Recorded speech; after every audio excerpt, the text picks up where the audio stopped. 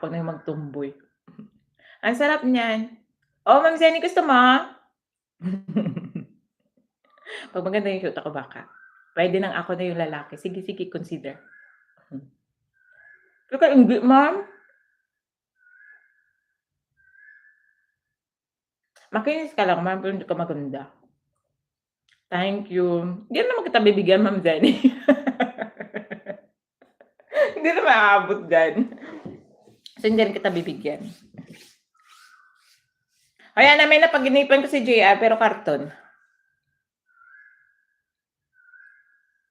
Hindi man nainit ulo natin kahit wala ako work. Oo, hindi. Maliban lang kay tatay.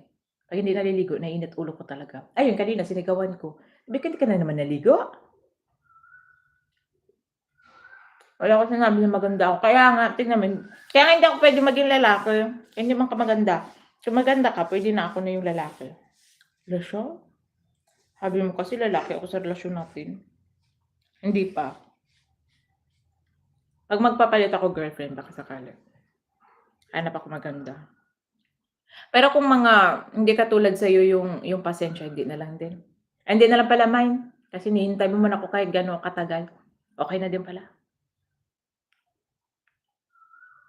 Inaasahan mo kasi tuloy na panaginipan mo. Hindi nung nakaraan pa yun, nung kabisihan ng buhay ko.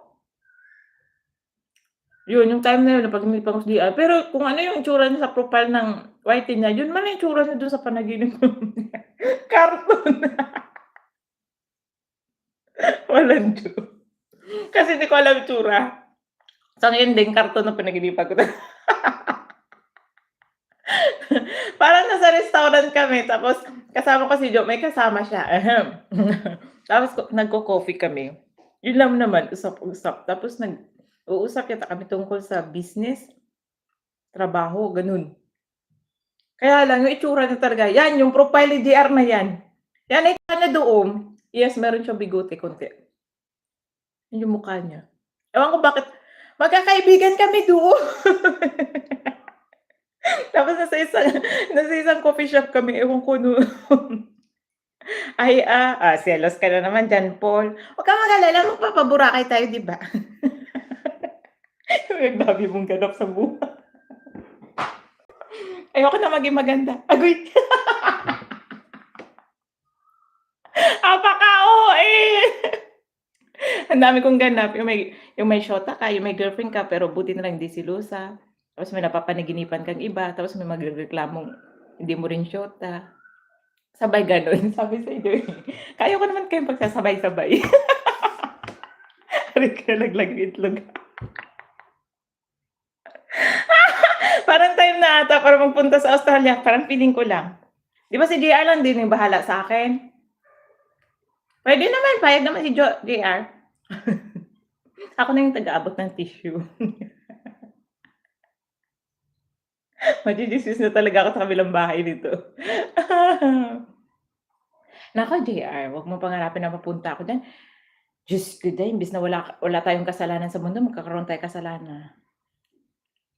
Baka yun yung chance na puwede na ako talagang gumawa ng mali.